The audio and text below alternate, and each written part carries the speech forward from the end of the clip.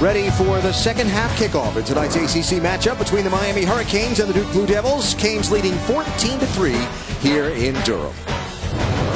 Alan Bestwick and Coach Dan Hawkins, one of Hawk's favorite sayings is 3 plays make the difference in every football game. 3 plays in the first half really stand out.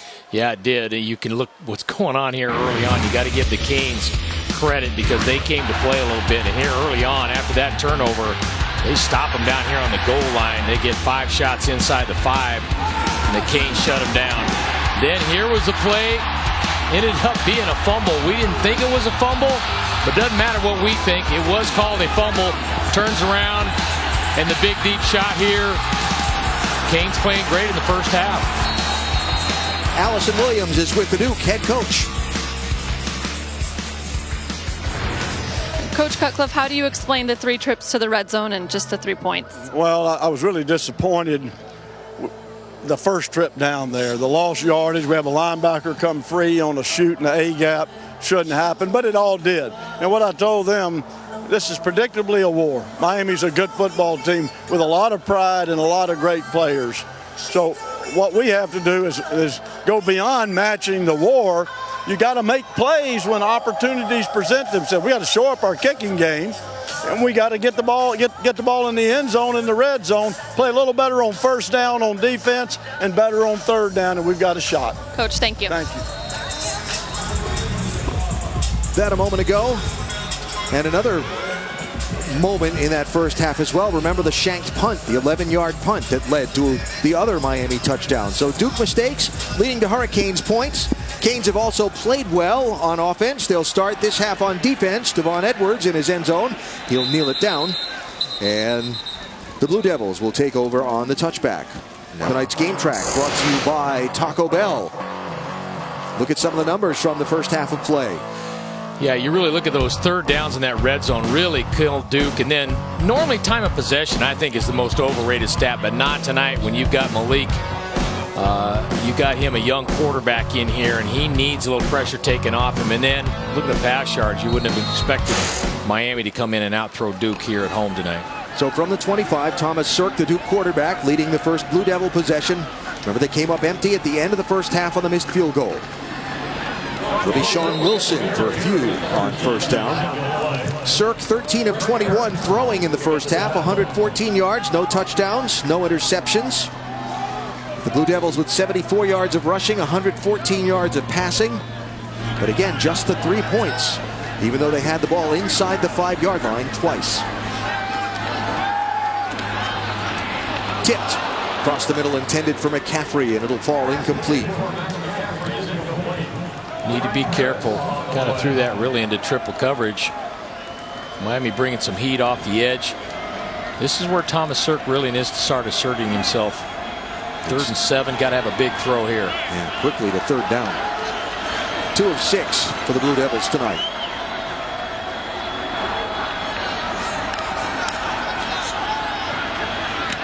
He'll have this one.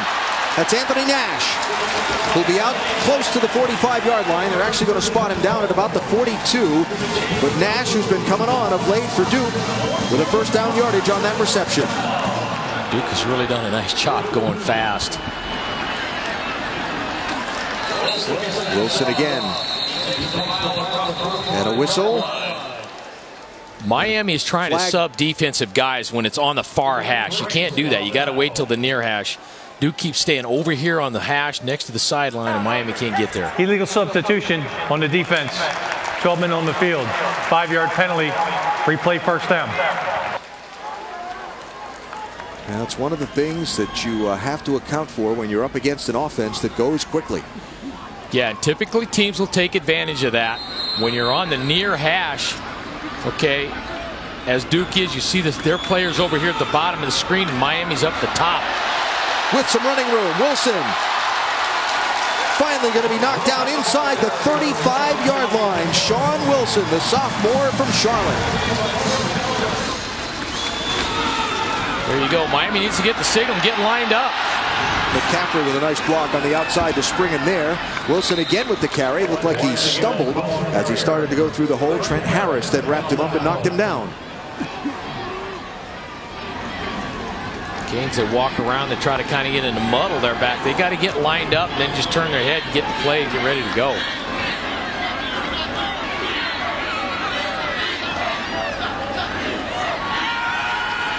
Rushing three this time. Cirk with the dump off to Powell. He'll be tripped up and knocked down just shy of first down yardage by Dallas Crawford. 25 for Miami. It's a smart read by Thomas Cirk there. Miami rushed three, dropped 8, maximum coverage there. He didn't have anywhere to go. That was the smart play. There's Wilson, who comes out of the game hobbling. So Jaleh Duncan is in and has the ball and has the first down and has more. Touchdown, Duke.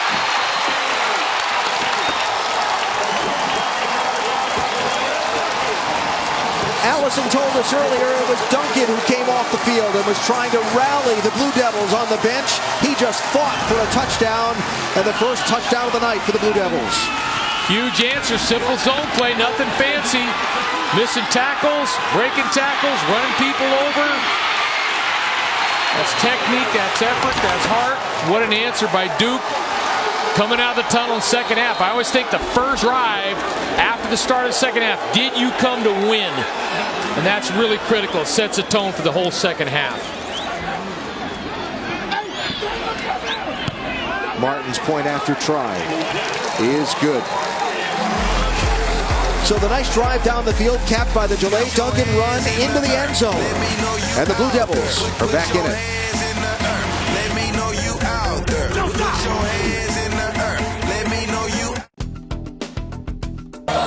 The ACC on ESPN tonight with a Coastal Division matchup between the Miami Hurricanes and the Duke Blue Devils. And Duke with a nice opening drive to begin the second half to get within 4 of the visiting Canes.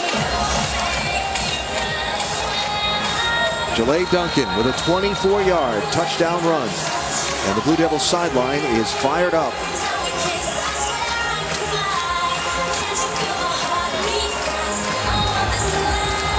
So Martin kicks. And Walton just misses a cut. Flag comes in late. Walton had a cut he tried to make to his left, and there was a lot of green space there. But he tripped up and went down, and now we'll check the flag. During the return, holding number 4, 10-yard penalty, first down. Now the 13th accepted penalty against the Hurricanes as we look back with our viewer drive recap of the nice touchdown effort by the Duke Blue Devils. Huge answer. Thomas Cirk coming out. 7 plays, 75 yards. 2:09 in time. Miami controlling the clock in that first half. And as I mentioned, you come out of the huddle or out of the tunnel and you score in that first drive, I think sends a big tone setter in the second half. Here is Yearby, who's touched the ball a lot. The Blue Devil defense and the Blue Devil fans trying to keep their team fired up. Carlos Ray and Mike Ramsey tag teaming on the stop. Miami answered the adversity in the first half. Can they get it done again? Here as they're backed up on this drive.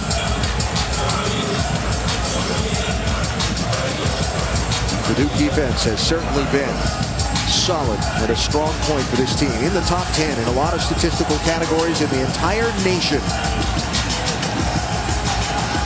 Now trying to challenge the redshirt freshman quarterback for the Hurricanes, Malik Rozier, subbing for the injured Brad Kaya. And Joseph Yearby continues to just find running room. His 14th carry in the game.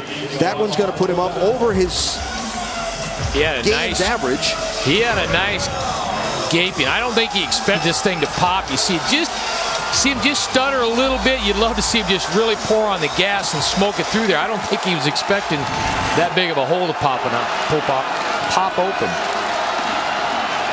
I know what you were trying to say. Third and short. Did he get it? Where is he in that stack?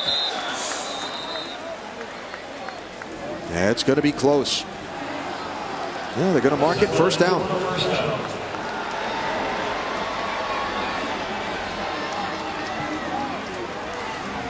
So Malik Rozier in the first half, 13 of 17 throwing, 157 yards and a touchdown. Really impressive. Really was. Just an efficient, not taking sacks, getting the ball out of his hands, not turning it over. And again, on the opening drive of the game, got wrapped, standing in his own end zone, throwing the ball, had to leave the game for a play after making the completion, and came back on. A little trickery coming here. Herb Waters, flags everywhere. He's still on his feet, but I'm not sure it matters what he did there. Holding offense, number 68. Half the distance to the goal, first down. The center, Nick Linder. You heard Larry Scott, the interim coach for the Hurricanes, say, got to get these penalties under control. The lost yardage continues to mount.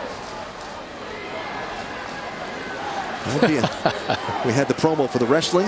That'd be a nice takedown. Yeah, that's been the real bugaboo for this club tonight. They've overcome most of those penalties up to this point, but now you've got the penalty on the kickoff return that backs them up, and now this penalty. I'm trying to get out of this hole.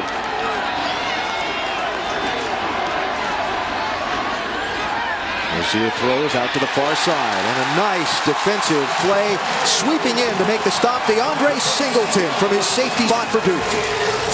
They had run that quick screen a couple times in the first half, really successfully ducking it back up inside. You're going to see 33 there. Singleton, good open field tackle. That was a good adjustment coming out at halftime. They weren't able to get that done in the first half.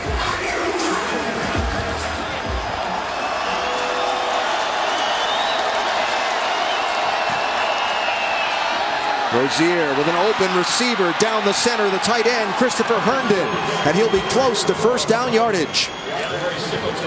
Great play action fake, holding the linebackers up inside and then running that seam route in behind. They had success with that in the first half. You see right here with the guard pull, throwing it, just causes the linebacker to pause just a hair, throwing it in behind. Ben Humphries, the freshman linebacker, frozen for just an instant. Herndon in that tight end H-back spot that the Hurricanes use in their pro-style offense. Yerby tripped up inside. Nice play by Dwayne Norman. So they overcome the penalty. Yeah, they've had the explosive plays tonight, right? One of the keys that we said for Duke in this game was to limit Miami's explosives, but they continue to get those 20-yard plays. They've had 4 of them now. Yeah, and it's always scary because they have such athletic ability. Anytime they get the ball on the edge, you're just a little nervous they're going to get in that next gear and hit his crease and be gone.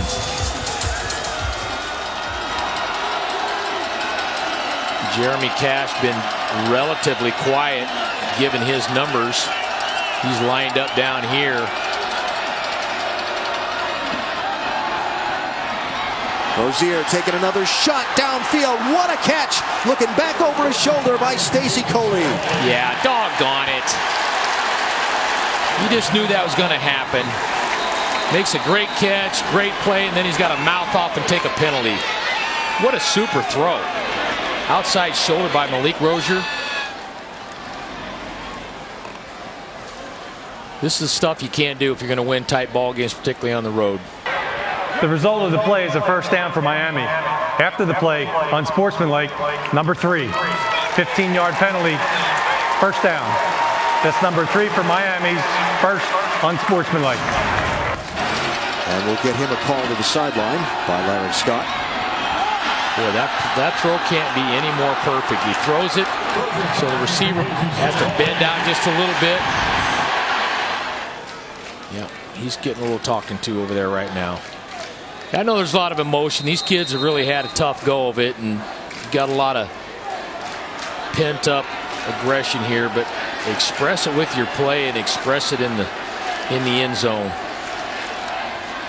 So from the 50, no running room there for Yerby.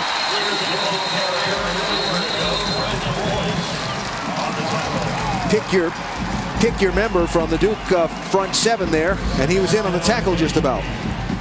Really doing a nice job on an inside run game now. That was a play early in the first half where Yerby bounced it and got some crease outside. Wasn't much there in the first half as well. Let's see if they come back to that outside run play. That's served him well. And Jeremy Cash lining up in here on the slot. Rozier with plenty of time. Has a receiver. Intercepted. Threw it up and it's picked off. Jeremy McDuffie will have the ball and a flag will come down. They're inside of Miami territory and will check the marker after the end of the play.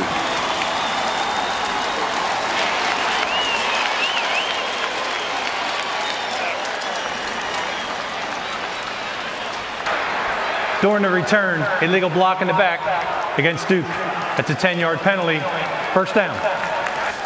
But the turnover stands, and the freshman from Snellville, Georgia, has his first interception. First mistake by Malik Rozier here. They're trying to run a wheel route. He does a nice job coming off that fade route. Picks that out and up. Duke ball, trailing by 4.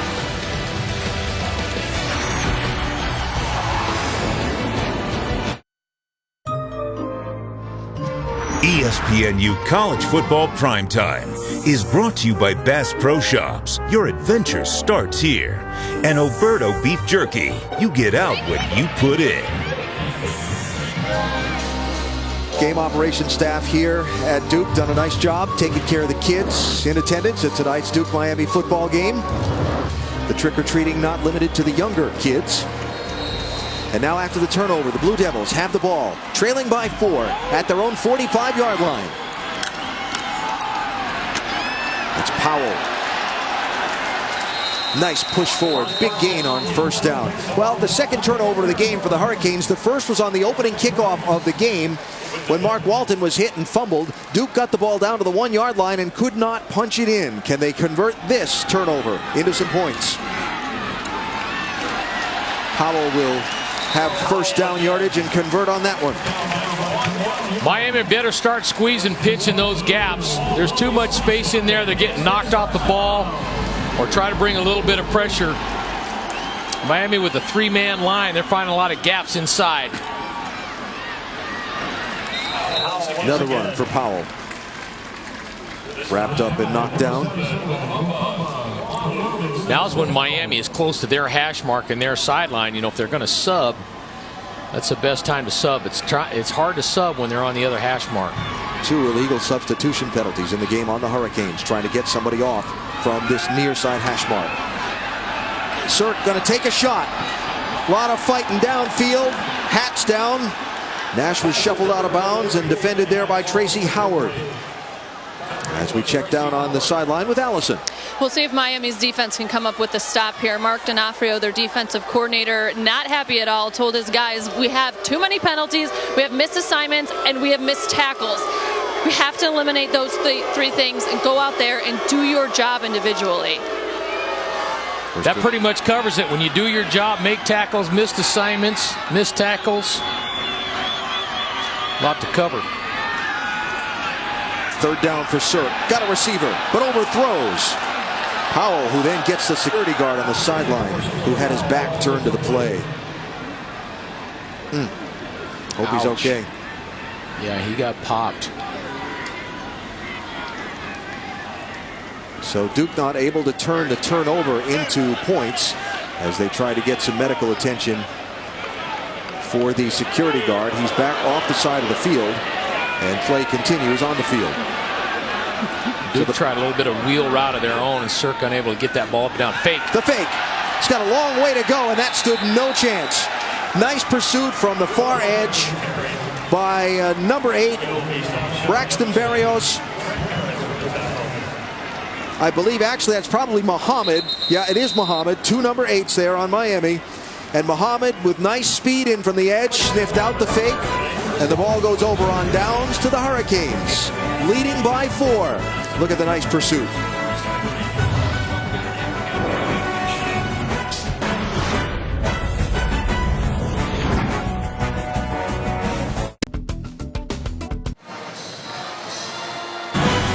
So much happens on a college football Saturday that we've set aside 4 hours to talk about it on College Football Sunday, 8 a.m. to noon here on ESPNU and also on Watch ESPN every week.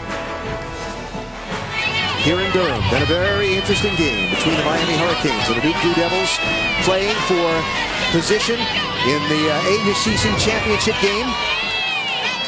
Miami coming off their worst loss ever in the firing of Coach Al Golden. Right now with a 4-point lead, and Joseph Yearby with the ball. Grabbed in the backfield by the shoe tops by Ben Humphries. Interesting call on the fake punt there, Allen. Yeah. You got a chance to maybe back them up. Again, second guessing is always 100%, but you're 4th and 7. Miami leaves their defense on the field. You got a chance to back them up. I know Duke has been moving the ball well. Their defense has rallied here in the second half. Always interesting. So they give Yearby 1 on the first down carry. Pressure. Here they come. Tipped. Nice play. Far sideline. Knocked aside by Devon Edwards for Duke. Devon Edwards was close to housing this ball. You want to throw into the pressure, which Malik Rozier did, but he was off just a little bit. And Devon Edwards, one of the great return guys in the country, he would have housed that ball. So 3rd and long for the Canes. 6 of 9 on 3rd down tonight.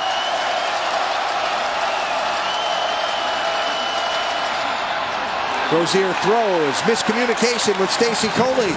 And it'll quickly bring the punt unit onto the field for the Hurricanes. Good rally by the linebacker, 34, Ben Humphries there. Coming back and making that play. He was pulled up into the coverage last time and they threw behind him.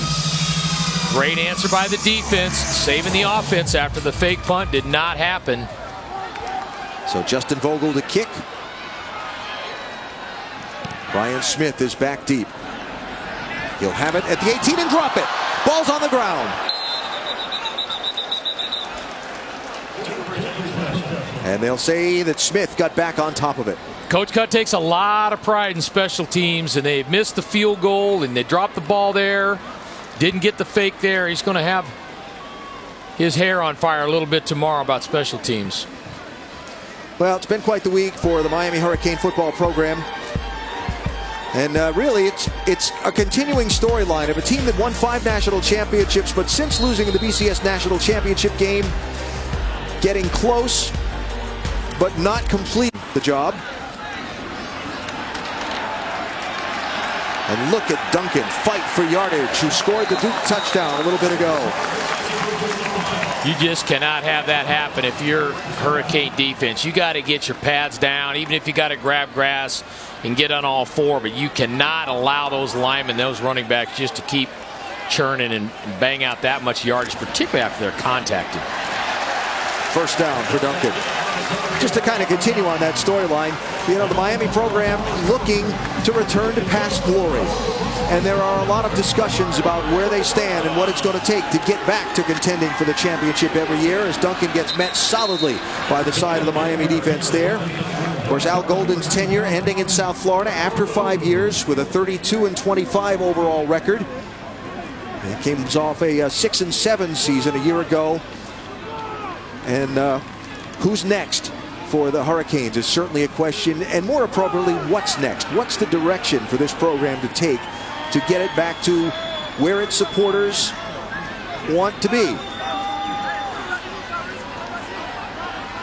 Big second down coming up right here. Powell squirts through, and it'll be 3rd and about 6. Okay, now see how Miami now is subbing right here on their own hash mark. That's good. You got time to get guys in. A little more effective that way, but if the ball ends up being on the other hash mark towards Duke's sideline, your guy's going to have to suck it up and stay in and play ball.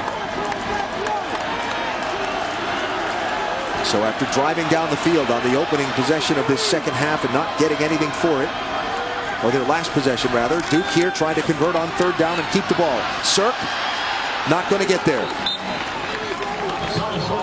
Nothing downfield and not enough room between white jerseys. Really awesome job by Miami.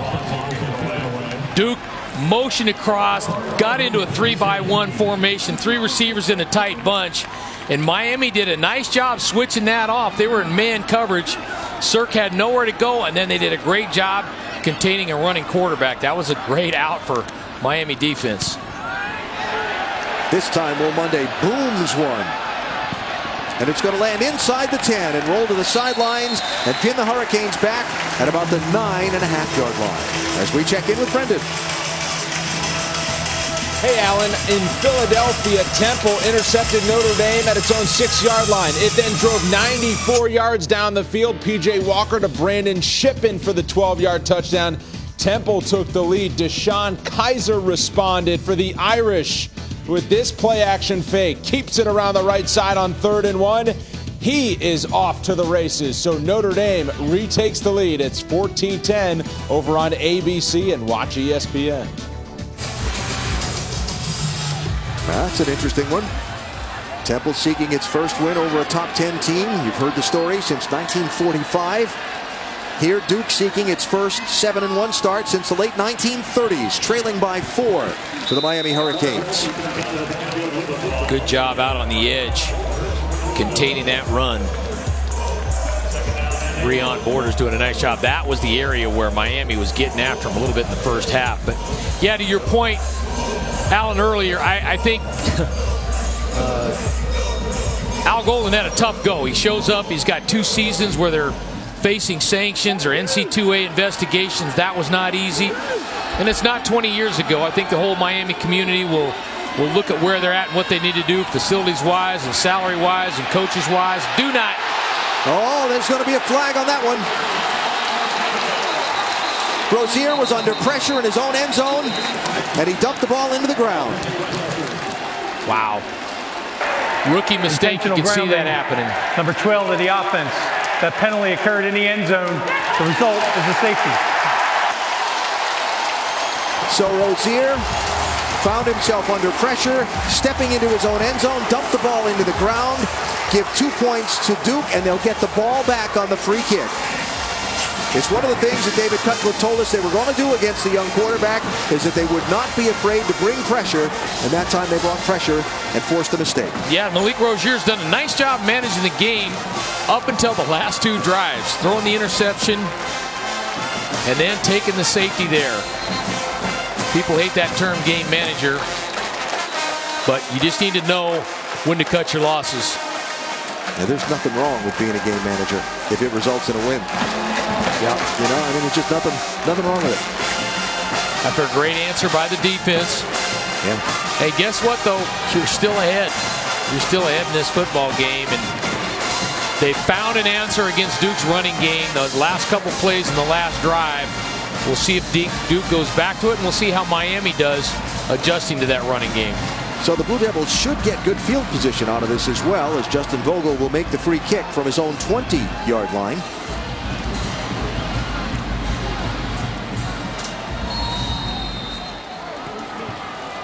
Yeah, Duke almost tried to go with 12 guys on kickoff return. And Devon Edwards and Jonell Barnes are back deep. The punt is shanked. Will be taken at the 34-yard line. And the Blue Devils are really going to have good field position. And the Blue Devil defense, we talked about being ranked in the top 10 of the nation in a lot of categories, stepping up in this second half. Really done a nice job against the run. Have pressured the young quarterback. That screenplay gave problems in the first half. Coming off the route and the interception. And then the safety. And then really, the play that's not on there is after they stopped him 3 and out after the fake punt did not happen. That was big. So Blue Devils at their 41-yard line, looking to see if they can take the lead. Thomas Sirk brings it down. He'll have very short yardage. Remember earlier on a play when Shaquille Powell got knocked out of bounds and hit a security guard. They've been attending to the security guard since. He's about to be taken from the field on a stretcher. And our thoughts and best wishes certainly with him, as he had his back turned to the play and had no idea what was coming. Flag far side of the field. Miami coming with a 4-man line on that play right there, and then they were scrunched up into a Bear defense the play before and had 5 guys down in there, and that did a better job against that running game. Offside defense, number 31. 5-yard penalty, second down. That is the 16th accepted penalty against the Hurricanes. Demetrius Jackson flagged for that one, the redshirt freshman. from Miami. That's just not getting lined up, and they've had problems with that defensive line being offsides tonight.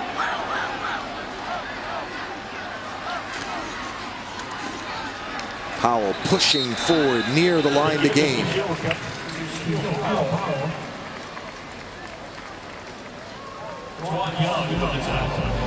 And they move the chains and give him the first down. Nothing fancy about it, just inside zone. Quarterback Thomas Sirk has the opportunity to read it, but he has not really pulled it much. He just keeps handing it inside. They're productive.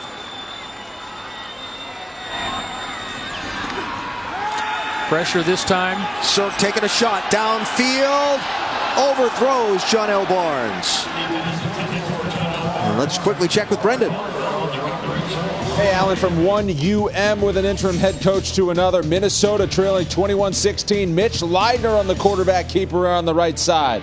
24 yards and a touchdown. The Gophers have retaken the lead over Michigan. Back to you. Interesting one there. Entertaining one here. Shaquille Powell does not get anything on second down. It's going to bring up third down and long. The Blue Devils defense getting points on the board, making it a 2-point game. Now an interesting third down situation here for the Blue Devil offense. Miami doing a much better job handling that inside run game. You got to think Thomas Sirk out on the edges here, being able to break, contain, and get something going with his legs and throwing the ball.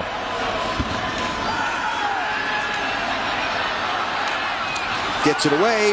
Powell out of the backfield, but he's well covered there. That'll be Cornelder for Miami, playing in the nice defensive stop. And it'll bring up fourth down at the 45-yard line going in. Good adjustments by Miami defense. Great job against the run and then getting pressure and good coverage. So the third quarter decidedly in favor of Duke at this one.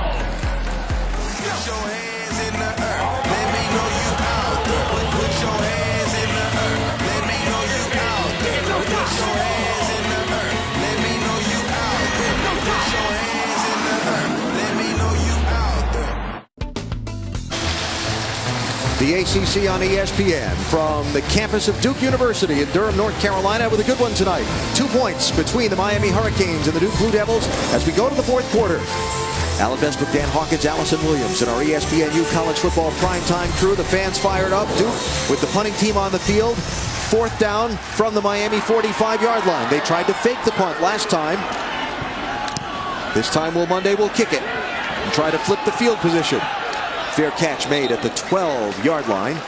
And that is where the Hurricane offense will come back onto the field after giving up the safety last time they had the ball. Number of fits and starts in this one. The first half very solidly in the camp of the Hurricanes. The second half so far very solidly in the hands of the home team. Field position very much in favor of Duke. Miami needs to come up with some plays here, and if nothing else, just get a couple first downs and punt and flip the field. Miami quarterback Malik Rozier subbing for the injured Brad Kaya tonight. They start from their own 12. He throws near side. That will be caught by Stacy Coley. Not a great throw. Good strong hands by Coley. Good call coming out with play action on first down. Been running the ball a lot there on first down, so good answer.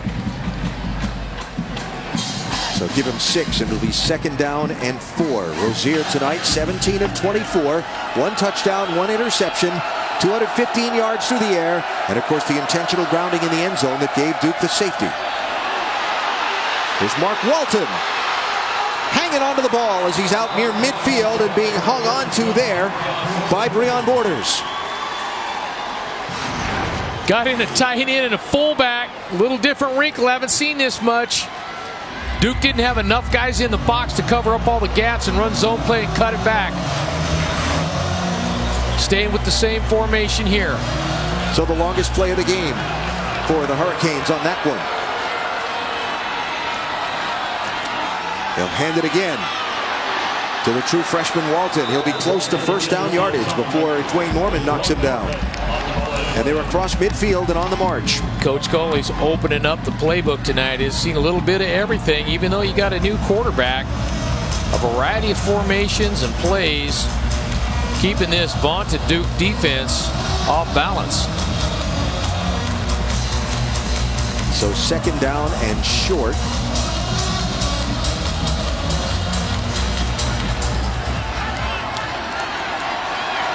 Normally you think play action, but they've been running it so well. It's a free play. Rozier throws down the far side. And a pass interference flag will come in. Duke jumped offside. They had the free play. Second time in the game when they've had the free one. Rozier's thrown the long ball. There are 2 fouls on the play. Offside, number 55 defense is declined. Pass interference, number 21 is accepted. First down. Alonzo Saxton tagged for the interference.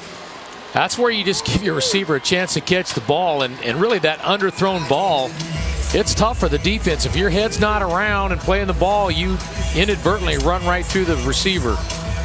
Herb Waters there has been targeted 4 times tonight. 3 receptions, 70 yards, and a touchdown. So now down to the 31 of Duke. Now Miami coming out in the 2 tight end, 1 back set.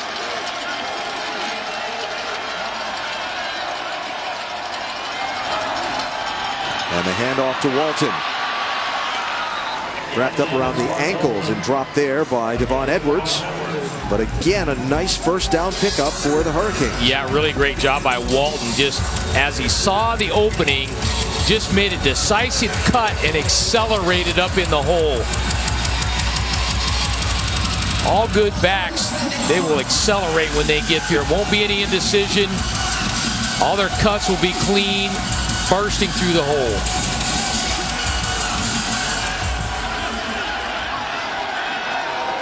Walton 8 rushes for 45 yards tonight. He's averaging 5.6 per touch.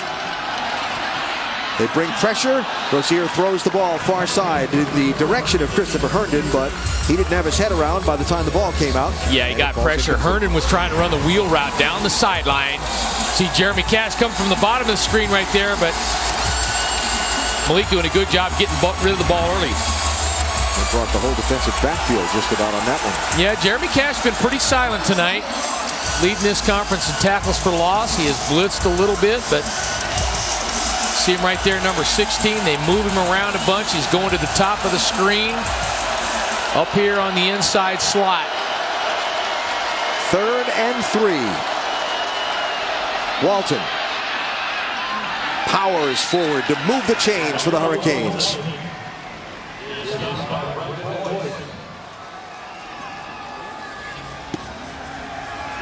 Good surge. Interim coach Larry Scott and his team trying to cap off a most difficult week with a win on the road at Duke. After the worst loss in program history a weekend ago, 58-0 to Clemson. Malik Rozier directing his team for what would be their first points of this second half if they can convert. Workhorse on the ground has been Mark Walton. He still fights forward for a couple there after he was hit in the backfield. Miami trying to load it up. Come back with that 2 tight end. Fullback set. Duke coming back with an answer. Crowd in the box. Now Malik has to do a nice job managing the game. You're in a position where you got at least 3 points. Don't take a sack. Don't take a turnover. Okay, everything needs to be positive from here on in.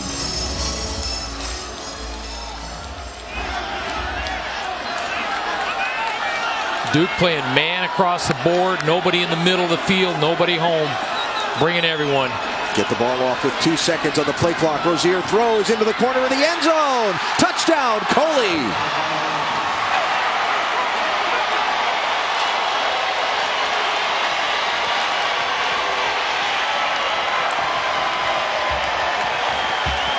What a nice drive downfield and answer by the Hurricane offense. You're so right, Alan. Showing off. Look at those guys high-fiving, you bet. These guys been punched around here for a few days. They are coming out here and having fun. Great play, great series. Backed up again. And the point after try is good by Michael Badgley. They've been punched around for a few months. These kids have had to listen to a lot of the noise around the program all season long. Tonight, they're trying to have an answer. They lead 21-12.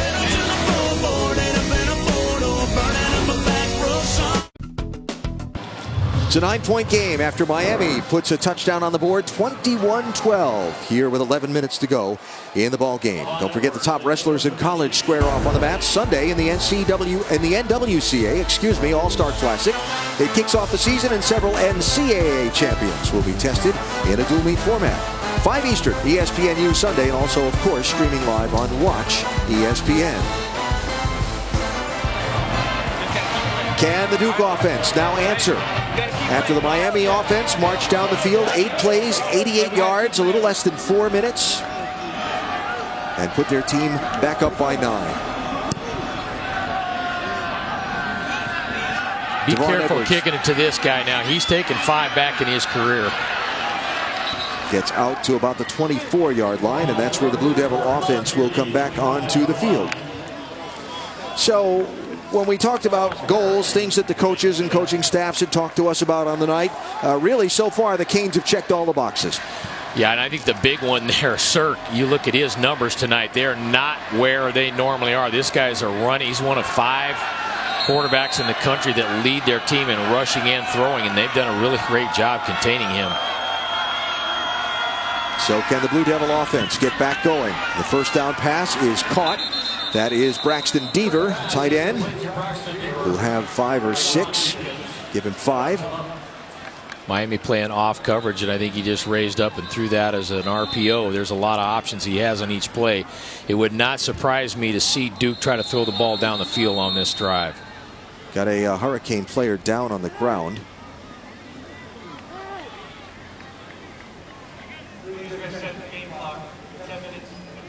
And that is Rayshawn Jenkins, the safety for the Hurricanes, who is being attended to and is in some obvious discomfort. It's a physical game, Alan. There's been a lot of hitting going on out there. This guy's putting pads on each other. Injury timeout here at Duke.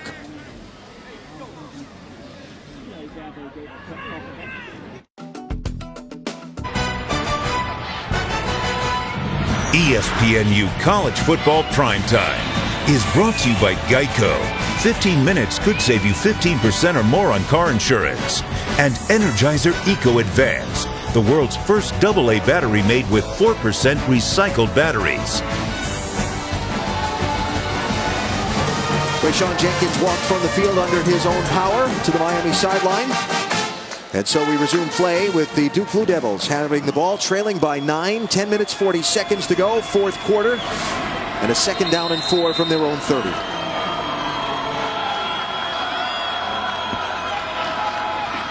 Thomas Sirk will keep this one. He'll have the first down. And he'll be out to the 45-yard line before he's knocked out of bounds. Pulling the guard, leading with the back. It's quarterback run all the way. There's no read to that. Nice block on the outside by Anthony Nash there, the wide receiver. Miami been playing a little bit with a 6-man box. Here you see they're loading it up. Come back with Sirk running. Made the read, made a nice game. We just showed that graphic, and that's been the key to Duke's season all year long. Thomas Sirk leading these guys on the ground, and Miami needs to make sure that they hang in there with their focus on number 1.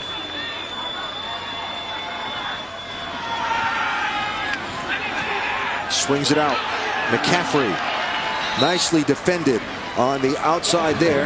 That'll be Corn Elder with a nice play for the Miami defensive backfield. Really solid open field tackle. Pretty good strong arm throw by Sirk. You got to think, depending on how far Duke gets right here, you run the ball, you get close, you might want to be thinking about going 4 downs. They need 3.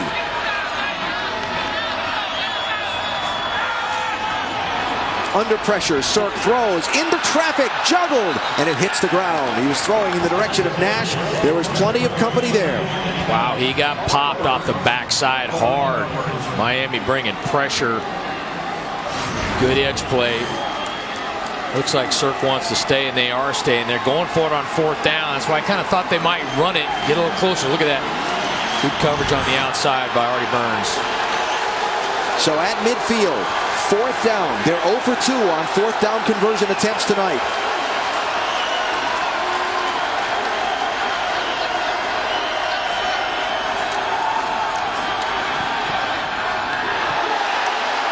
And Burns wrapped up there with Nash. The ball will go incomplete and will go over on downs to the Hurricanes. Big bodies with those Duke receivers running a stop route at the sticks. And the DBs hugging up, not giving any ground whatsoever. You almost need a throw that gets right on. Looks like Coach Cutt was not necessarily happy with where he went on that throw. Our AT&T strong performance tonight comes from the backup quarterback, subbing for Brad Kaya, considered one of the best in the nation. Malik Rozier, the redshirt freshman, has come in tonight and done a really nice job for the Canes. That was a great throw. Inside 9 fade route on that last touchdown play. Rozier tries to throw inside to Coley. Well defended. And that falls incomplete. Think about all of the things going on for this Miami team this week. The head coaching change, losing the starting quarterback, the death of the mother of one of their team leaders, Artie Burns, and yet they've come on the road tonight. All the coaching staff not knowing what their futures are going to be, with the man that hired them being out. And they come on the road tonight, and they have a 9-point lead in the 4th quarter at Duke, as Joseph Gearby will carry the ball. Stood up and defended there by Mike Ramsey. 99 for the Blue Devils. And more on the Artie Burns story from Allison.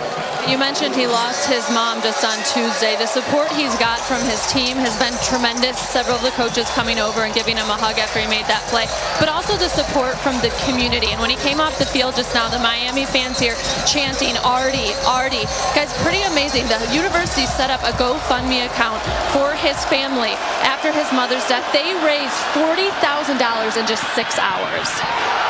What a back shoulder throw and catch by Rashawn Scott. Penalty flag down. Are you kidding me? Malik Rozier. Offside defense, number 99. That penalty's declined. 1st down. That was impressive. Straight fade route there, but he throws that, as you mentioned, Alan, back shoulder. He knows he's got one-on-one. Giving his guys a chance to make a play, and then what's really impressive is this receiver core has made plays. How about Scott? Weren't even sure he was going to play tonight. Injured last week against Clemson. When I attended Miami practice Wednesday, he was wearing a yellow no-contact shirt. Couldn't practice with the team. Had to go off by himself for a while, but made the trip and just made a spectacular catch.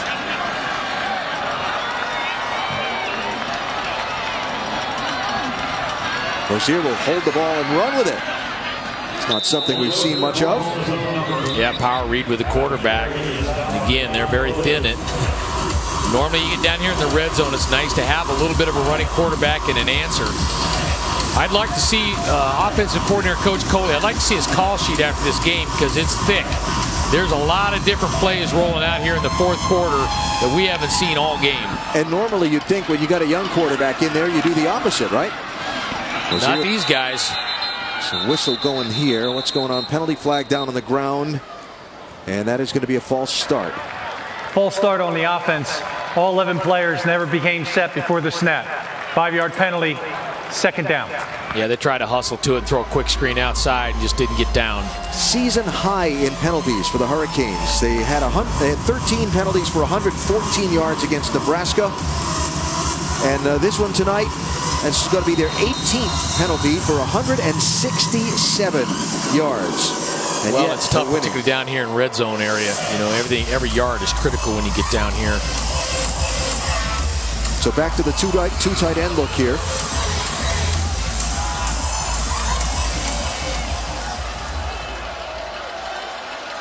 Again, 0 coverage, no free safety by Duke. This will be Yearby, hit nicely behind the line of scrimmage by Dion Williams. Now that's where having a young quarterback might hurt you a little bit because you probably like to check that play and get out of it. There was 0 coverage. you didn't really have a chance there. You need to be throwing the ball quick or going back to that fade route last time he was in the red zone. Miami converted on a 3rd and 20 earlier in the game. Can they convert on 3rd and 19 here? Well, the young quarterback needs to be smart. Just get some yards, even if you throw it short and you give your guy a chance to run for it a little bit. Get yourself in field goal position. It'd be a 40, take your points. Sorry, Hawk, it'd be a 41-yarder from here if they gain no yardage. He'll hand inside. Yerby still on his feet. He'll be dragged down at the 20-yard line. So that'll bring about a 37-yarder for Michael Badgley to come onto the field and try an attempt. Good management of the game. Yerby's been impressive tonight. He's run hard. And I think he's been a little dinged up. I don't think he's 100% healthy. So there's the sophomore from Summit, New Jersey. 82% of the season, leads the ACC in scoring. And makes it a 12-point lead.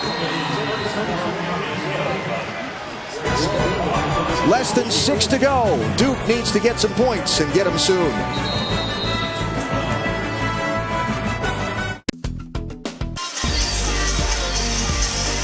See right here. Look at these guys. Been through a lot of pressure on them, a lot of emotion. Coach Cuttalk coming out of halftime. Duke knew this was going to be a war. Got supremacy here in the conference on the line. As Alan said, going out, got to answer and answer fast. I think it's time to take a few shots down the field. They had good chance with seam routes, particularly getting their big guys up inside, down the hash marks. Cirque running it a little bit better last drive. But they've got to have a drive, must-have drive right here. Under 6 minutes to go in the ball game. And now the Blue Devils, undefeated in conference play, coming in, 1 loss on the season, trailing Miami by 12. Miami with 2 losses in conference play starting. We'll talk about the implications for a minute. Jonell Barnes has the ball at the goal line. And a nice shoestring tackle made to knock him down at the 25-yard line. College Football Sunday here on ESPNU. Tomorrow from 8 a.m. to noon. We'll have the wrap-up on everything college football on the weekend and look ahead to next week. How about Georgia? Florida solidly thumping them today. The Notre Dame Temple game going on tonight. Some important action out west as well. Even the ACC race. College Football Sunday, ESPNU, 8 a.m. to noon tomorrow. Penalty markers down on the field. Again.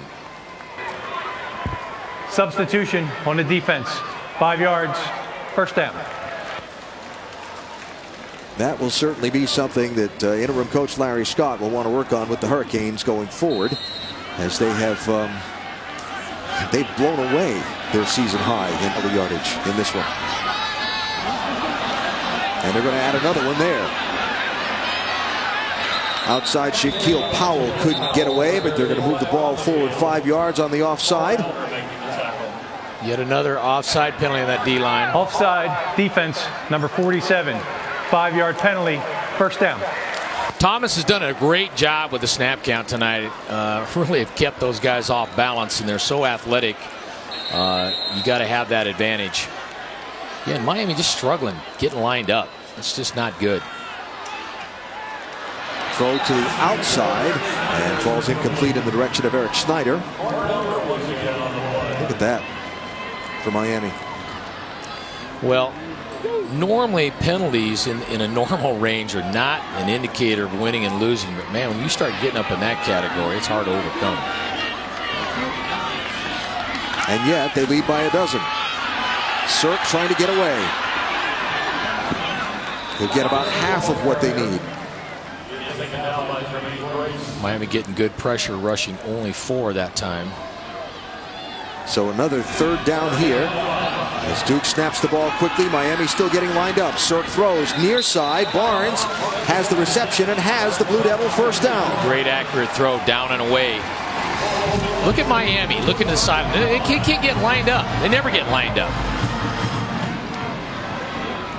Long throw to the far sideline to McCaffrey from Cirque. I mean, long throw and complete. McCaffrey had a huge day last week against Virginia Tech.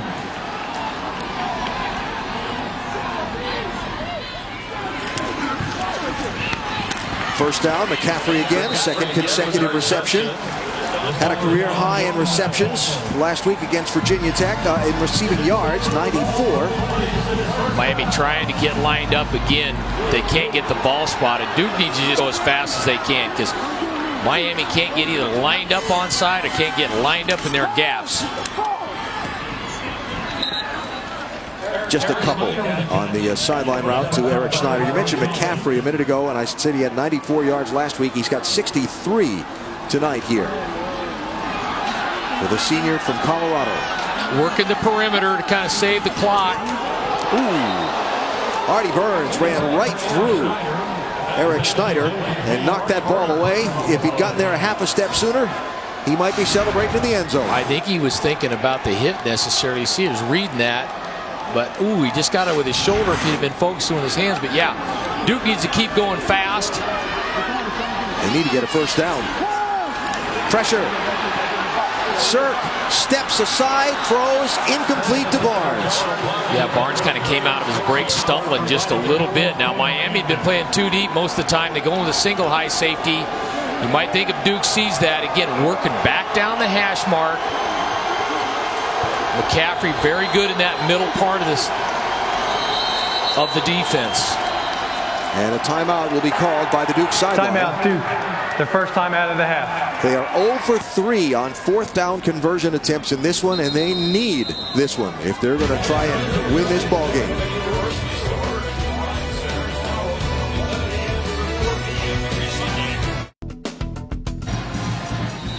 Miami's interim head coach Larry Scott on the left, Duke's head coach David Cutcliffe on the right. Blue Devils trailing by 2 scores, 4 minutes left to go in the game, facing fourth down, and they must convert if they're going to have a chance to win this one. They need 8 yards. They need the 32-yard line. And they're 0 for 3 on fourth down tries tonight. Single high coverage. Max McCaffrey there on the near hash. Got a chance playing man coverage across the board, looks like. Got it. McCaffrey, his knee touched the ground, but they'll move the chains and keep the Blue Devils' hopes alive. Good scheme, good call. Miami going to see they're probably going to go back to more of a 2-deep shell this time. Sirk throws near side. Did he get a foot down? They say yes, he did. Nice reception by Eric Schneider, the 6'7" redshirt junior. He had a monster game last week against Virginia Tech. A couple touchdowns, big for Duke late in that game. Their 4 overtime win at Virginia Tech. Sirk under pressure. On the stunt, dropped to the ground by Al-Quadin Muhammad. Miami's really been running. You see Muhammad ducking up inside. They've run that TE stunt very well tonight, freeing up those defensive ends to come underneath and make plays. 3rd and long. Sirk fires into traffic. Caught somehow. What a catch. Terrence Halls. What a terrific catch. Again, you see the arm strength of Sirk. Pressure in his face, still making a good throw. Spectacular grab. Got to have him at this time in the game. 3 minutes to go. Sirk across the middle to McCaffrey. He'll have just a few. Bring it inside the 15-yard line. Blue Devils look to go quick. There are 2 Hurricane players down on the ground. That is Jermaine Grace, one of them. The other just, I believe, got up. Jamal Carter. He's walked away, but Grace down on the ground. And the injury timeout here with 2 minutes and 50 seconds to go, and the Blue Devils driving. What does this game mean? Well, with North Carolina, Pittsburgh, and Duke all tied, undefeated in conference play starting the weekend. Carolina wins over Pittsburgh on Thursday night. Duke, Carolina, and Pitt all play each other tonight and in the following 2 weeks, a round robin, if you will, for first place. Oh, and by the way, Miami starting the night 2 games behind in the Coastal Division race. A win tonight, they also still have to play Pitt and Carolina and Virginia in their remaining games of this season. They're not out of it.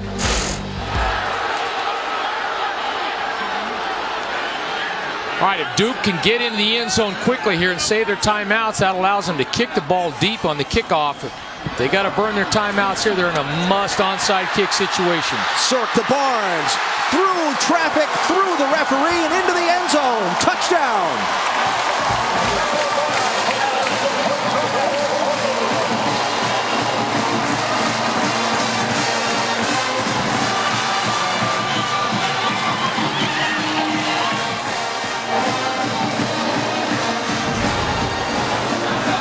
Great effort, Miami playing man coverage, ducking underneath.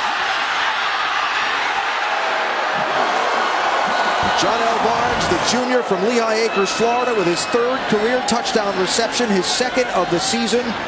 Ross Martin for the point after try. And it's a 1-score game.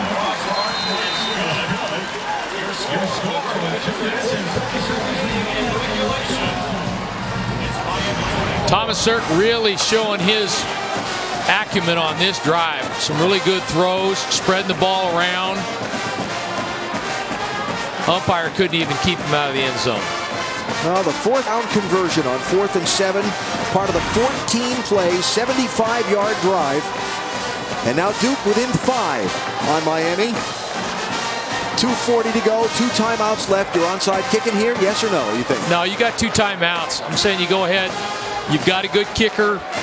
Now he likes to hang the ball up here and try to get him pinned back inside the 20. We still got 2 timeouts here. I think you got an excellent chance to kick it deep and try to come up with some good field position for that next drive.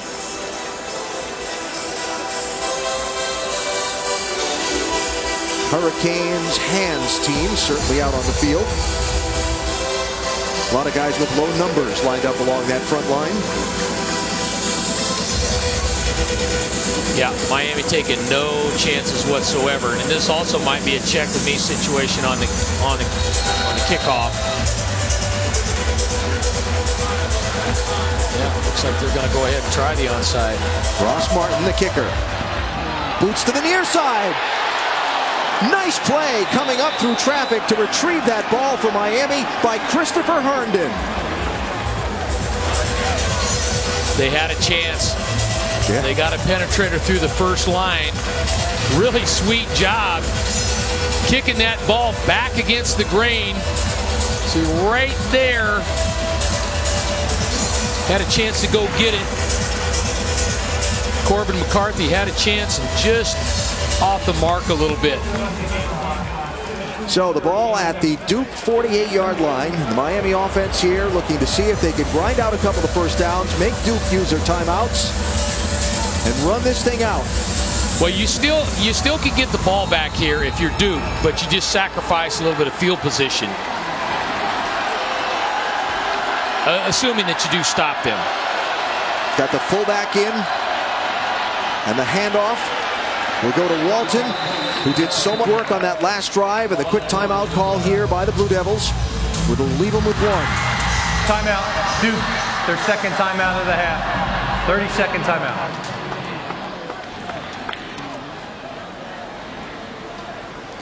Well, the Duke defense that has been so solid during the season, giving up a little more yardage, particularly through the air than normally, and certainly giving up more points than has been their average on the season.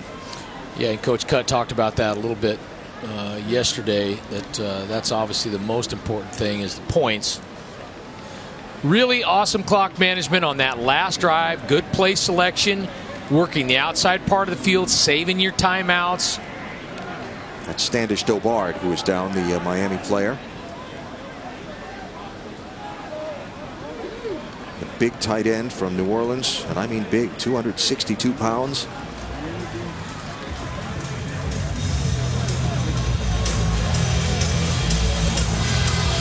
Once again, physical game.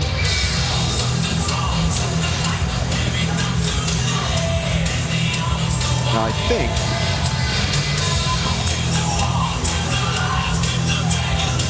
I was going to ask if Duke is trying to get their timeout back because of the injury. Miami player. Duke is not charged. Their second timeout. There you go. Now, but the other side of it is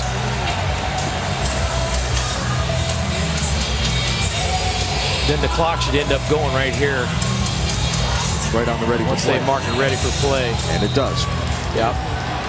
So Miami can let 20 more seconds run off the clock before they snap the ball. And you see Malik Rozier fully briefed on the situation from his sideline, and he'll do just that. So you almost want to go ahead and take it anyway.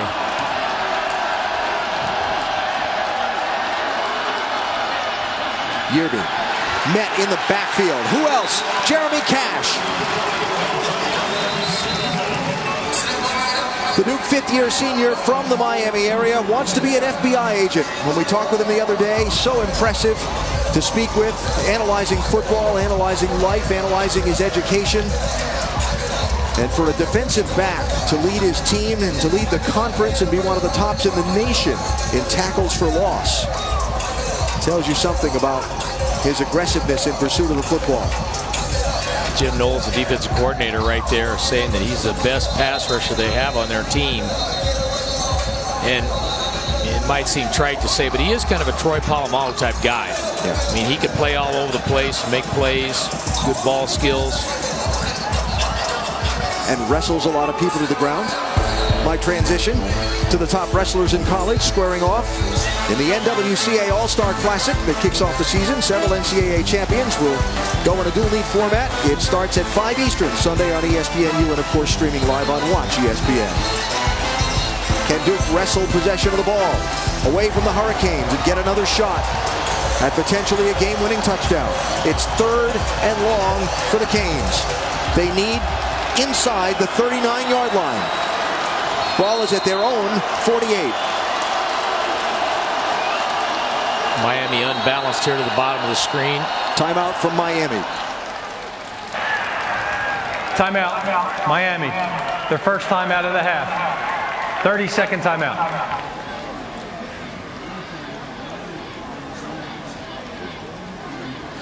Just to kind of wrap up the Miami story and where this whole thing is going for the Hurricanes and where the future is. I spoke with the Hurricanes athletic director Blake James on Wednesday about it.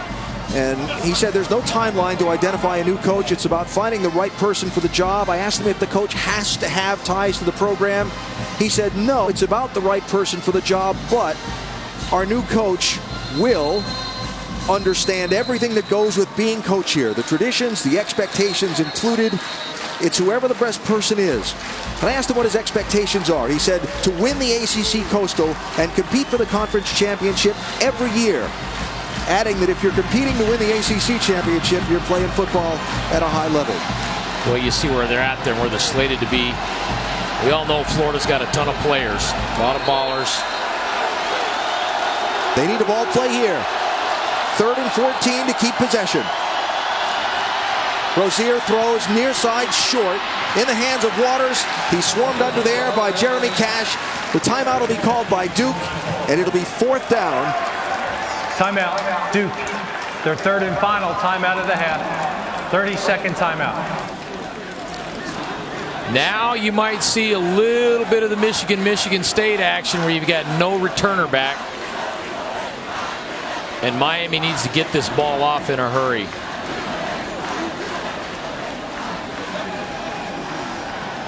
Still plenty of time, though. You've got almost 2 minutes left. And the way Duke operated last time. Well, last time it took them 4 minutes to get down the field 75 yards. They don't have 4 minutes. They might have 75 yards or more. But I think once they started kicking it into gear and getting going, they were churning up yardage in a hurry. They're electing to go back with a returner. You've got Ryan Smith back deep. The Miami punter is Justin Vogel. Duke worked a ton of blocks in practice 2 days ago. They came after it. Smith signaling fair catch. The ball will bounce into the end zone, and it'll be a touchback. So, a minute, 50 seconds, no timeouts. They need the end zone. A field goal doesn't help. Thomas Sirk leading the Duke Blue Devil offense onto the field to start from their own 20-yard line.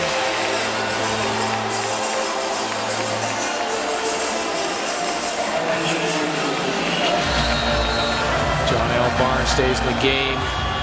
Max McCaffrey been his two favorite targets in the last drive.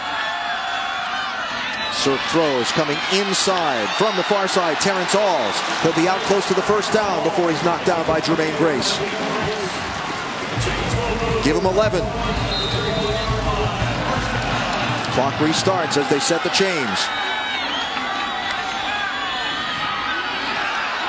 Sirk throws over the middle. Popped as he tried to reach up and get that ball was Braxton Deaver. And it'll be 2nd and 10. Minute 33 to go. Rayshawn Jenkins with the defensive play for the Canes. You got to be careful here. You're throwing past the sticks down the middle field, you're in good shape. But if you're throwing underneath the sticks in the middle field, problems. The clock will keep running. Underneath, into the middle of the field, but making a nice run after the catch. Max McCaffrey. Clock stops momentarily while they move the chains. Minute 25 to go. Miami single high, been pretty much playing man underneath the whole time. Sirk throws near side. Artie Burns has it picked off, or does he? Flag is down. There's a penalty flag down in the defensive secondary. Pass interference being signaled. The referee signaled both ways. Pass interference, number 1 defense. First down. Right, he was pointing at Burns, who's down the field. He needs to hustle back and get lined up. So the ball at the 49-yard line. Minute 17 to go.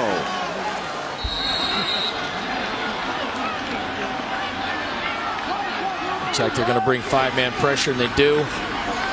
Sirk throws it up. He's got a receiver wide open, but it was over the head of Braxton Deaver and falls incomplete. Braxton working outside. Crossed over the route of John L. Barnes. Wholesale defensive substitutions for the Canes here. Nobody down here on Barnes. Cornelder kicks back out there. Sirk across the middle. Incomplete in the direction of Terrence Alls. It was Dion Bush who made the hit. Good break on the ball. So 3rd and 10 for the Blue Devils. Miami going to bring 4 this time. Dropping 7 into coverage, too deep. Sirk with first down yardage to Deaver. He's inside the 35 to the 34. A minute when they restart the clock after setting the chains. They've hurt him with those seam routes. Happened last week, happened this game as well.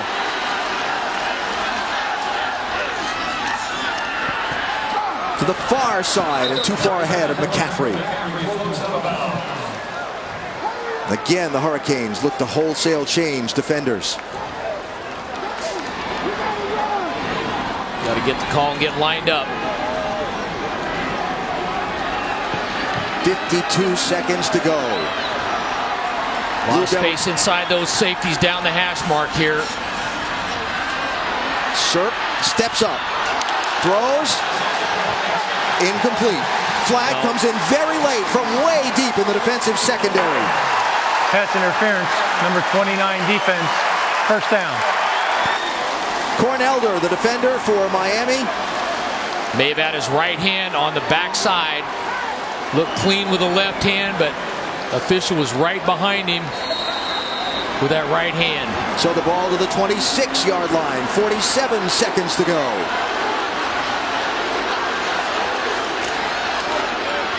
Sirk's going to throw it up to McCaffrey. He and Elder hand fighting, and another flag comes in.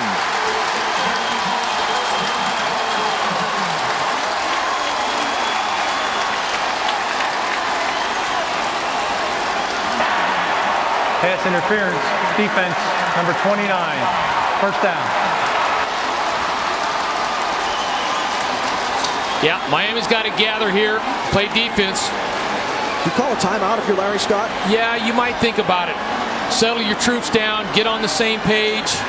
Guys huffing and puffing. Duke doing a great job being on the attack. 43 seconds to go from the 11-yard line. Sirk throws inside, down to the 3-yard line, make it the 2. Terrence Alls. 30 seconds to go in the ball game. Remember, the Blue Devils had it 4th and goal at the 1 earlier and couldn't punch it in. And the clock is stopped here. There's no snap. There's an injured Miami player. Yeah, Tracy Howard, number 3, the corner at the top, was taking a knee. This Miami defense is wore out. It's one of the things that David Cutcliffe told us they were going to depend on is the conditioning of this Duke squad. Felt pretty good about that. They went fast yesterday. A lot of teams are doing that now. They were no sweat Thursday. They went fast yesterday. They actually ran a couple sprints at practice yesterday.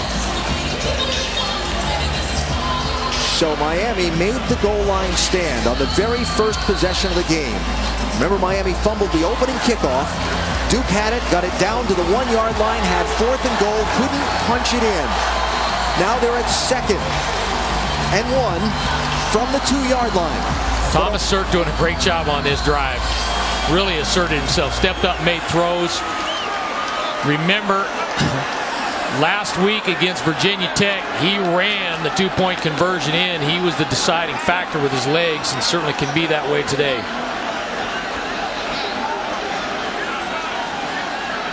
Conversation between the referee and the Duke coaches going on the near sideline. I believe that's David Cutcliffe Duke out has there. declined a 10-second runoff. The clock will start on this next snap. The injury when the clock was running inside the final. Yeah, you definitely don't want the 10-second runoff. Yeah. And now what? Looks like we're going to check the exact clock. Yeah, referee Jerry Magellanis is on the headset now.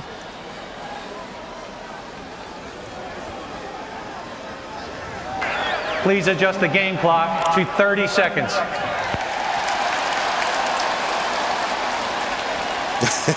Okay, here we go. Half a minute to go.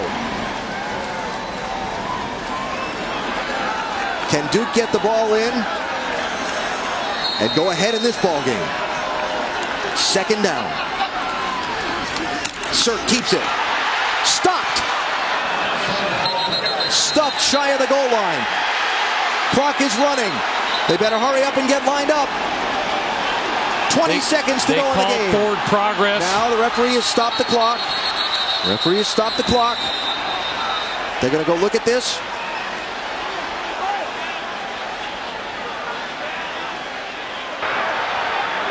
Duke made a first down on the play. The clock should have stopped at 22 seconds. Please reset it to 22. First down, Duke. So now from the 1-yard line, they've got a couple of chances to try and punch it in.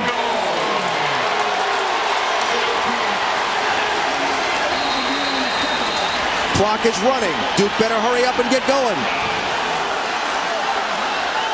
or they're only going to get one shot at it. No timeouts for the Blue Devils. 10 seconds.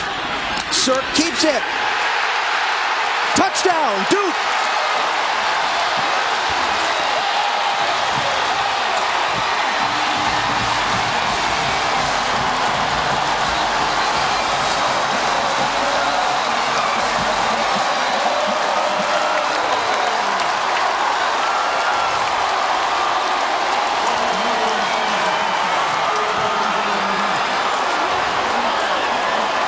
There's an injured Hurricane down on the field. Did he get across the line? Did he break the plane? The official on the far side said yes. Thomas Sirk, when this team needed him, boy, he put him on his back and got it done. Look at Juwan Young, 51 there. Dig the feet in.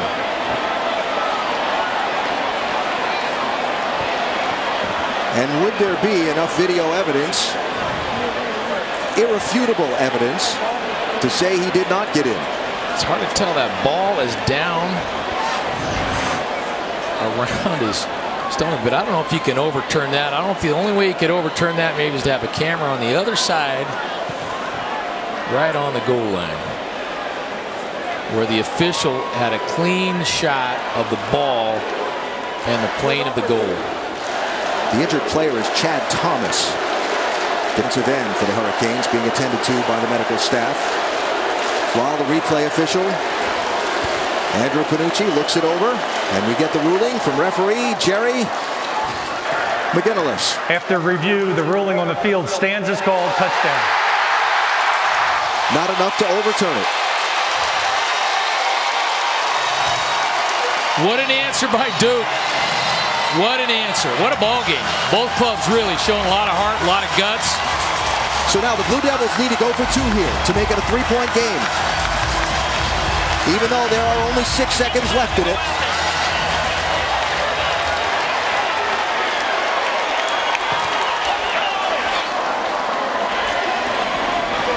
Miami, I think, has 10 guys on the field right now in defense. Yeah, they got 10. They're missing 1. Yeah, they're missing 1. And they run out and call the timeout for the Miami sideline.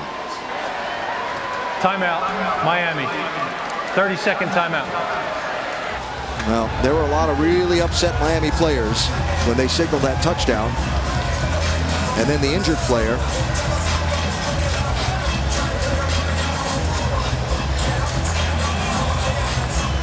Tough. They've been through a lot, but boy, they came up here and battled. But hats off to Coach Cutt. He said this was going to be a war, going to be a battle. He knew it was going to be easy. And when you look back at it, you talked about the penalty numbers earlier in the night, Hawk, and how when you get up to this total of penalty numbers, it's hard to see winning the game. Well, 2 key penalties on this drive, 2 pass interference calls, both against Corn Elder. Yeah, well, the penalties that really hurt you are penalties that continue drives. Now, again, I think if Elder right there would have had his eyes back to the ball and back to the quarterback, you know, that much contact probably wouldn't have affected the official. But I think when you're just focused on the receiver, that's hard. So to make it a 3-point lead, Sirk keeps again, and he'll get there. Cyborg, they call him. I guess that's why.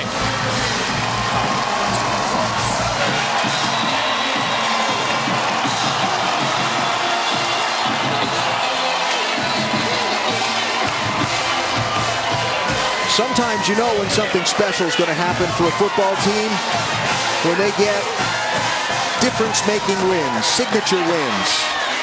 And if the Blue Devils hold on for these final 6 seconds here, this is going to be a signature win for David Cutcliffe's team. You've got to have those breakthrough moments. Give Coach Cut credit. He's done an amazing job here. Program that stuck through 5 losing seasons, but they had a great vision and a great plan. They stuck to it. We talked about the details. And for Larry Scott and the Hurricanes, with all that they've been through all week long, they've come up here, they've fought hard, they've played well, their backup quarterback has played well, but too many penalties. It was a great football game. It was a great spectacle. Yeah. And now, kickoff, a kick return. Hey, would you just kick this out of bounds if you're Duke?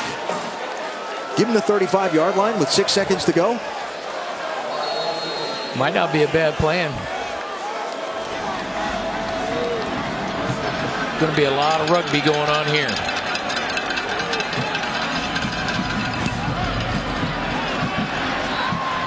Take it short. Lateral. They practiced that on Wednesday. Time's going to expire on the game, so this either goes or it doesn't.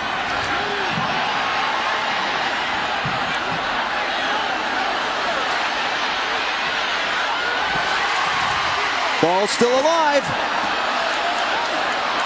It's got to be a backwards lateral. Get behind it. Still alive. Duke doing a nice job staying spacing all over. Oh, he got a block. Blockers. They got blockers. They've got a lane. 40-yard line. No black shirts between the goal line. Can you believe what you just saw? The ruling on the field is a touchdown. The play is under review. There are Duke players down, there are Miami players down, and they'll check each and every one of those laterals to make sure it was backwards.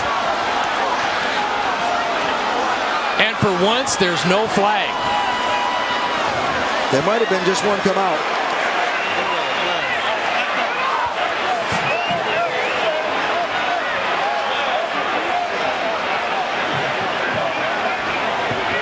Miami players littered all over the field.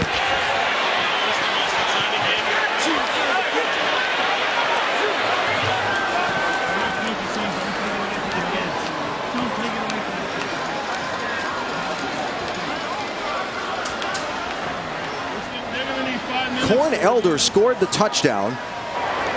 I lost count of the laterals after 4.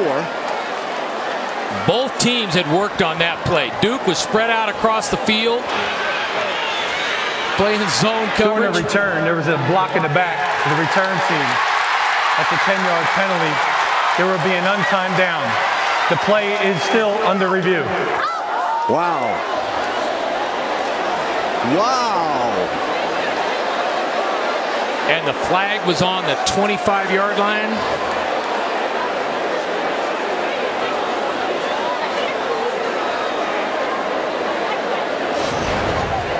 Let's see what we can see. Here we go. Yeah. That's not it. I don't believe. Definitely backwards. I saw one when the ball got a little further down the field. There. Backwards. Yep. Backwards. Was he down? That's what the Duke fans watching this on the big board are asking. Elder there had to make sure that was backwards. That is. Ooh. Now watch up here. Coming up here something. There it is right there. And was that one?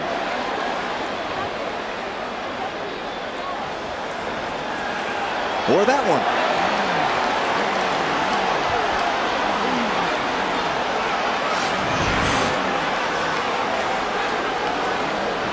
A lot of emotion. This is where both sides need to stay poised here. Yeah, it's fair to say the Miami sideline is very riled up right now. Yeah, maybe a block there in the back. Well, that's where the flag, if that's, you said the flag was on the 25-yard line. If that's where the flag was, that was at the 25-yard line. Well, and again, if that's it, that's yet another not a very smart penalty because that block didn't need to be made.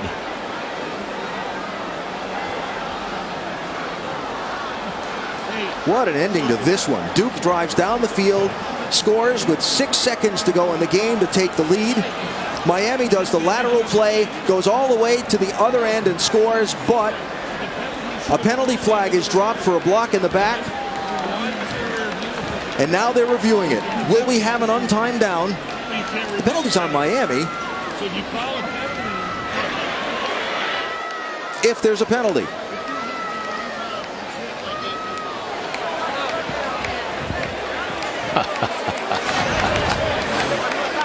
Here you go. If that in fact was, I don't know if that was a block in the back or not. Hard to see. We don't see a flag getting pulled over here. Part of the problem, Hawk, was that when Elder went into the end zone, half the Miami team streamed onto the field. So if the flag was on that far sideline, it was well hidden from many people. Yeah. We certainly couldn't see a flag thrown. What is it going to be? Clean block there. Clean. Clean. Clean. Right here, this one. Ooh, that one's close. That's the one, I think. Boy, a lot of action there.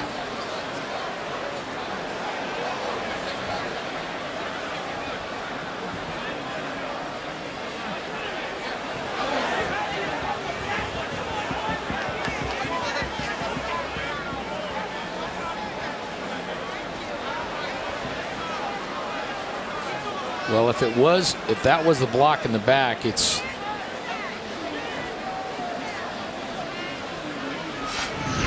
All right, count the laterals. Watch the blocks.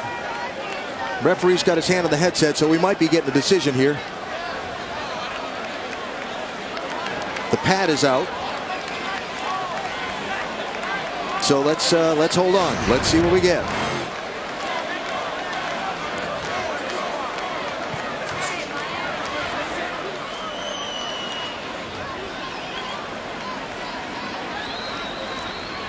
Referee has just taken off the replay headset. The referees are now huddling, so you haven't missed anything yet. While you watch this incredible lateral play. Hard to tell here.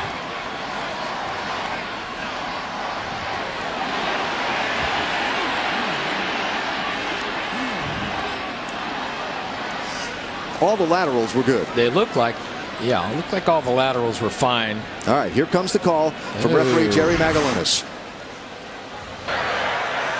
After replay review, there was never a knee down. Correction. The play is still under review. Replay, we'll still look at it. While the referee was getting ready to make his announcement, the sideline official that holds the headset stepped back out onto the field and was waving to the referee. Off camera, you couldn't see, was waving for the referee to come back over. So the ACC officiating crew still looking this one over. And obviously they want to get it right. Yeah, it's a game-deciding play. And we talked about the implications earlier. This can decide who gets into the ACC championship game later on this season.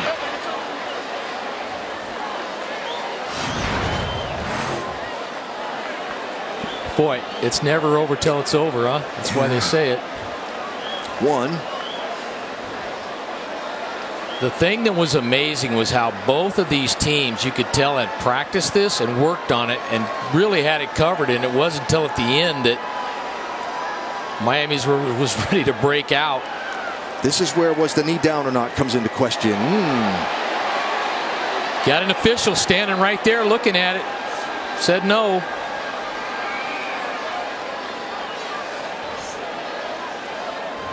I'm counting the laterals and watching the referee, who has just taken off the headset again. We're up to 8 on the laterals. And he is calling the other members of his officiating crew in from the far side to make sure everybody knows what he's about to announce, I'm sure.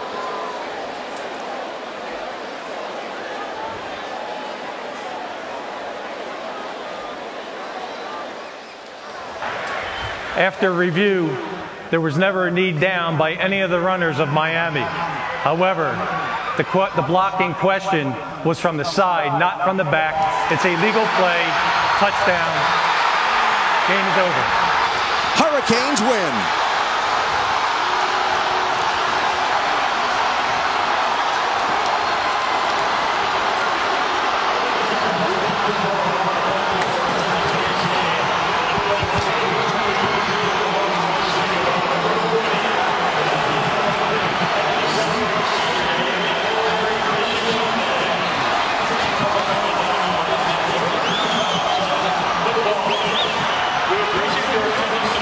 Allison? Coach Scott, oh, wow, what an ending. Describe for me what you just saw on the lateral there to get that touchdown. Kids that just was not going to lose. They weren't going to lose. They never gave up. It's the same thing we've been preaching since day one, though. We can't be guys. We can't give up. Can't never give in. It's never over. It's never over. We practice every day that there's 4 zeros on the clock. Every day. It's never over. This team needed this win so badly. What are your emotions right now, especially with the way you just won it? I mean, you hope as a coach you can teach guys life lessons, you know? And then you hope they come to fruition so that they'll start to believe. And that's all that was. We preached all week. We wanted to touch the human element of these kids. Let them know everything that happened to you is real. But such is life. It's all like, but who's going to fight? Who's going to make the decision to fight? We're not going to be the 9, but you got to fight. And we had to overcome penalties. So it's still the same thing. So some more adversity comes on, and you still have to overcome it. Man, what an awesome, I mean, I don't know what to say. I don't know what else. I don't know what else to say. As the referees were looking at that final play, what was being said on the sideline? What were you guys talking about? What were you feeling? Well, anytime you have that kind of deal go on, there's anger. There's a range of emotions that's going on, and you're trying to compose them. But they gave everything they had, and it's hard. But you got to do it. You got to have some composure, and that right there was going to be another opportunity to teach. And that's what we are. We're mentors, we're teachers. We got to take advantage of every teachable moment. And so we got to teach them even in this. But it's awesome for things to work out the right way when you do it the right way. What does this win mean to your team, to your guys? I think, you know what it means? It's a testament to everything we started out doing this year. The foundation is strong. A wise old man told us, unity overcomes adversity. And that's what happened tonight. Congratulations. Thank you very much. I appreciate it. What a football game. What a capper to a week of stories and turmoil for this Miami program. It was guts and heart and passion on both sides from the get-go, back and forth. As you mentioned, the off-the-field storylines. What a great storyline by Duke football and Coach Cutcliffe and what he's built here. What's going on? One of the greatest finishes in the history of college football right there. Unbelievable. Duke drives down the field and scores the go-ahead touchdown and makes the two-point conversion with 6 seconds to go in the game. They squib the kick down the field, and Miami makes an 8 lateral play to go to the end zone and score the winning touchdown. It took about, 10 minutes to decide. No. Incredible. 75 yards it winds up being, although they probably covered 150 going back and forth before they went forward. Hey, and credit the officials, Alan, for taking forever, but really getting it right and looking at the whole thing, saying, okay, he wasn't down, they were laterals, there wasn't a block in the back, it is in fact a touchdown. Hats off to the officials for getting it right. Look at Duke, though, they're set up. Look at Duke, how they're spread out over the field. Just get a little pop, and this is when you have great athletes. Look out. And Cornelder winding up with the ball and getting into the end zone for the winning touchdown. He's with Allison. Thank you guys very much. Corn, you are the one with the ball in your hands entering the touchdown after all of those laterals. Take me through from the moment they kicked off through the multiple laterals. You know, we just want to keep the ball alive. You never practice these moments. We talked through it, but we never really practiced it. And we just got a bunch of playmakers, and we made a play. You had never practiced that? No, it's just one of those things you see, and you never know if it'll come up. And it did, It says a lot about this team. It's a bunch of fighters. We just knew, coaches always teach 4-0 finish, and that's what we did. Take me through the range of emotions you experienced in the final 6 seconds from Duke going ahead by 3. And then to come back, score that touchdown, have them review it for so long. What were the range of emotions you were experiencing? I gave up I got 2 pass interference on that drive. And, it kind of hurt me. I thought I let my team down, but, they just kept me lifted, and we just made a play. What does this win mean to all of you? With the week you have had, no Brad Kaya here. You lose your head coach in Al Golden. Artie Burns' mom passes away on Tuesday. What does this win mean to you guys? It means a lot, Like you said, we've been through a lot this week, but it says a lot about this team. We just kept fighting, and we wanted to do this for Artie's mom and Coach Golden and just for the city of Miami. Corn, thank you. All right, thank you.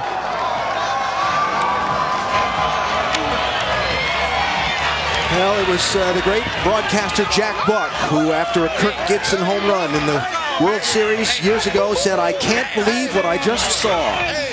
I think I borrowed his line or a version of it. because I can't believe what I just saw. That's why we all love sports. It really is. And it's what makes college football so absolutely spectacular. And just when you think you got the FBI, you think you've got everything figured out, the spreads, the odds, all that, you put it all together, you just really, you don't know. You got the human passion, the heart, the element, and what a fantastic display of football and everything that's right about college athletics and college football. I mean, an amazing comeback by Duke. What heart, what soul, what grit, and then the phenomenal play and all the stuff that Miami's been through in the last week. I mean, holy cow, you can't write a movie script better than that. So you've had to take teams into the locker rooms on both ends of a situation like that. For Duke, let's first of all start out. You thought you had the game won, and it got away. What does David Cutcliffe say to this team? Alan, I have two emotions going on inside me because I've been in both those locker rooms, both sides. I mean, one, you just feel like you had your guts ripped out and drugged down the sidewalk, and you just don't really know what to say. And then the other side is you want to break down balling and just so thankful. And I thought Coach Scott was awesome how he was talking about the lessons in life, and when you're really trying to get kids to finish and play all the way to the end and do all those little things that you're talking about. I mean, on one hand, you're balling because of joy, and on the other hand, you're balling because you just can't believe what happened. And I've been on both sides of it, and it's what makes it all great. Well, interim coach Larry Scott said he wanted his team to have fun. He wanted them to remember why they play football, which is to have fun, and how privileged they are to have the experience of playing college football. My old pal Benny Parsons used to say, the winner's the one that has the most fun. Well, Miami had the most fun here tonight, and it certainly was an emotional journey all the way through.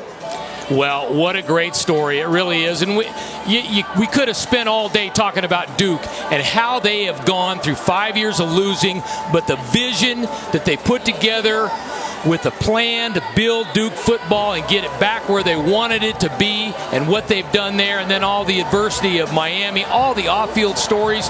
You could have done a whole 30 for 30 on both of these programs and where they are and where they've come from, and they lay it all on the line out here on a Halloween night, and holy cow, you couldn't have worked up any more voodoo than what happened today. A couple of housekeeping things to clean up from the officiating side of things. What the review was really all about was that knee down on the turf or not, which would have stopped the play. That's what the review was all about. The block and the back call, that's not something that can be reviewed. The laterals backwards and so on, yes, but the officials took the time to go through the review, and in our opinions, they did get it right. They made the right calls in the end. And again, you got to have indisputable video evidence to overturn whether that knee was on the ground or not and whether the ball was still alive. The officials on the field at the time ruled the ball was still alive. Yeah, they kind of threw us for a loop, though, because they were saying there was a block in the back and an untimed down, so you're thinking, well, holy cow, are they really going through all of that at that point? But no doubt, that's what replay is for. That's what the eye in the sky is for, and they did an awesome job going through the whole thing, nitpicking, and in our opinion, they got it right. They did. Now, for Duke, they've got a big game against North Carolina in Chapel Hill next week. That is now crucial to their hopes of representing the Coastal Division in the ACC Championship game back in December. And for Miami, what a week it was. The worst loss in program history last Saturday. Their head coach, the man that recruited them to campus, fired on Sunday. They come up here helping a grieving teammate and fight to try and stay alive and keep their season's goals intact. And an 8-lateral 75-yard play with 6 seconds left to go on the clock gives the Hurricanes the win. What a night here in Durham. 30-27 Miami is your final score. Hard to top this one. So long from Durham.